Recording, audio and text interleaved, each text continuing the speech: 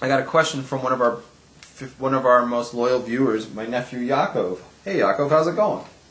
And he asked a question, which I thought was great. I thought this could be a nice segment. Mm-hmm. He asked, how is it that single Jewish women don't cover their hair? Why don't they cover their hair? Yeah. Or their legs. While divorced and widowed women do cover their hair, yet they're not married anymore. Okay. So Torah, right? Why is it that the single women don't have to cover their hair? So I thought I would discuss that. Okay. I think it's an excellent question. Yeah. First thing I want to do is get some background. Yeah. What's the thing with the hair covering, right? What's the thing with the hair covering? According, do you know why women cover their hair, period? Why do Jewish women cover their hair? So that only their husband gets to see their glory. That's right, because the most beautiful part of a woman is her hair, so that's the ultimate nakedness. What about a bush? Where is that? You're ruining the segment. Sorry. So some people like a hairy one, and some people like it clean shaven. So she saves her hair only for her husband to see. Mm-hmm. Okay, we understand that. Mm-hmm. We learn it out that it comes from the Torah tells us this. Where do we learn it from? Do you know? No. We learn it from the laws of Sota. There's a pasuk in Sota. Oh yeah, they shall uncover her hair. They uncover her hair when they suspect her of cheating on her husband. So we know that a married woman has her hair normally covered. Yeah. So we know that. That's a fact. Yeah. Right? The question is, how do we interpret that pasuk? Mm-hmm. The Rambam says this is a proof that all Jewish women must cover their hair. And it doesn't matter if they're single, married, divorced, widowed, whatever. It doesn't matter. All Jewish women cover their hair. If you are a follower of the Rambam, and I know that, I'm going to say a name here. We have a viewer named Michal. Mm-hmm. And she says, like they're Sfarad and they follow the Rambam. Mm-hmm. She said that's like their tradition, is their Masorah is from the Rambam. So I would imagine, according to her tradition, that even single women must cover their hair according to Torah. There's no question about it. The Rambam doesn't differentiate. Al pi Torah, they must cover their hair. So I want to know if that's what, Michal, if you're watching, I would like to know if that's what your I've never seen any single Jewish women covering their hair. Okay, but have you been to all the Sephardi countries? Pretty much. You've been to like Yemen, and you've been to like Iraq, Portugal, and the Azores. Yeah, the Azores. You've been to like Tunisia. Yeah, yeah. Okay. I've been to Bali. Yeah. I got a nice massage on the beach. Okay, so I would like to know if that was the minhag of these followers, and if not, why not? Okay, so that's one thing. But not everybody follows the Rambam. Most opinions say, not like that at all. Most opinions say, from that pasuk we learn that the Torah is telling you that married women cover their hair. Because the pasuk is talking about, the verse is talking about Sota, which is suspecting a wife, so that's teaching us that wives cover their hair, but we don't learn that about single women. So if you're not married, you don't have to cover your hair. So therefore, if you're married, if you're divorced, or if you're single, or if you're what's the other one, widowed, according to Torah, you would not cover your hair. However, as is brought down in Shulchan Aruch, in the base Shmuel, explains that midrabanan, the rabbis were megoizer, and they paskined that widowed and divorced women must cover their hair midrabanan. So halachically today, all women who've ever been married, doesn't matter if they get divorced or if the husband dies, they still must cover their hair at all times. Right? Yeah. Even though there's no husband who can see the hair, doesn't matter, they must cover their hair all the time. That's the halacha. Okay? But we don't say that by singles.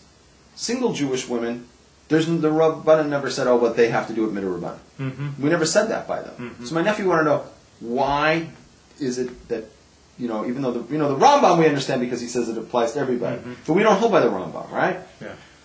So why is it that, according to the second opinion, that's not the Rambam's, why is it that the Beis Shmuel says they made a gezer only on divorced women, but not on single women? And I'm going to answer that question right now. Okay. Is this interesting to you? Yeah. Okay, good. There's actually 3 different answers that I found. Okay. The first answer is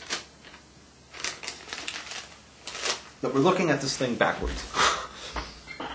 There's a significant difference between a woman who's been married before and a woman who's never been married.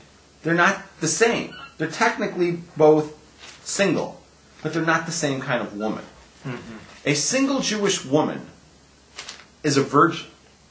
Not many of the ones I know. According to Torah, they're all virgins. We had this discussion before. Yeah. Okay, let's go through this. Why are they virgins? Because for them not to be virgins, we need 2 witnesses to come in and say they saw eyewitness that they're not. Right. And Levi's going to go, well, I had some witnesses. I put it on video and posted it online. Have you been to Beis Din with it? No. Okay, so until that time, every Jewish woman has a chazaka that they're a virgin. Okay, the language that's used in Shulchan Aruch, is a penuia. A penuia has to cover her hair. Mm-hmm. Okay, that's the divorce. Well, once again, it looks like you're not paying attention. I'm listening. But it looks like you're not paying attention. Lauren Kaplan, hey, how's it going, buddy? Boy, this is the most crowded it's ever been, huh? How's it going? Lauren Kaplan, friend of mine. Great. Okay. Welcome to the thing. Now, are you paying attention? Yeah. Okay. A woman who's been married before, she's not a virgin anymore. She's different. She's experienced. She's had sex. Yeah. You know what I'm saying? Yeah. Can you imagine having sex, Levi? I thought about it once or twice. Okay, so there's a difference between a virgin and a woman who's had a lot of sex. Mm-hmm. They're different women. So the idea, and she's called a penuia. Somebody who's ever had sex is called a penuia. A woman who's never had sex, a single woman, is called a basula, a virgin. Right. So their penuia means they're available, but they're not virgins. So the idea of covering the hair means I am no longer a virgin. That's the message. It's a sign I've had sex. I should cover my hair. Where's my... For a woman, it doesn't just mean, besides meaning that I'm married and I have a husband who's the one who's looking at my hair, it's also a sign that says I've had sex. Now, why is that sign so important? Yeah, why is the sign so important? Because the virgin has the right to look different than everybody else because her message is, I've never had sex. Good point. If you marry me, you'll be the first guy. You will deflower me. Yeah. You can have the whole enchilada.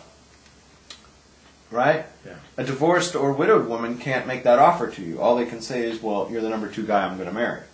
Right? Yeah. You're number 2, right? But the virgin, like, you'll be my first guy and probably my only guy. Right? So that's why she still gets to have her hair uncovered. A woman who's been married before, she can't uncover her hair. Like, she can't do that. Because she's being deceptive. She's saying, oh, I'm a virgin. But you're not a virgin. You've been with a man before. You've been married before. You can't run around doing that. In fact, that leads to the second thing. A virgin is available for everybody. Mm-hmm. A woman who's been divorced is not available to everybody. Who's she not available to? Everyone but her husband. Who? Oh, everyone. Until she gets married. Oh, Cohen. A Cohen cannot marry Right, a divorcee. a divorcee. Right? Yeah. So, just like a married woman covers her hair, and she's announcing to the world, I'm not available. Mm-hmm. A woman who's been divorced covers her hair and says, I'm not available to every man. I'm only available to you if you've got the right tribe. Mm-hmm. But I'm not. If you're a Cohen, I can't marry you. Mm-hmm. Got it? So we see that there's differences between a virgin and a divorced woman. Yeah. Is that your cologne? No, it's to, like, open up my chakras. Oh, okay. And lastly, I love life. Life loves me. a woman who gets married covers her hair. Mm-hmm. Right? Now you're asking her, because she's trying to be more modest, right? And you're asking her to remove her hair afterwards? Or remove her her hair covering afterwards? That doesn't make sense. When we do something like increase in service to God by trying to become more modest. Mm-hmm. Like, let's say like Levi was going to take upon himself to be more modest. Wow. He was going to spend less time Talking about sex. talking about sex, right? And then we said, Levi, you're done with that point in your life. Yeah. Would you want it? Do you think Torah would be happy if you went back to that? No. Right? Right. Let's say like you grew a beard, Mm-hmm. right? And you decided you wanted to shave your beard off. Do you think Torah would like that? No. The answer is we don't decrease when it comes to servitude, to God. Once you reach a certain level, you don't give up that level and go down. So once a woman's been wearing a head covering for 3 days in a row, it's like a chazaka now.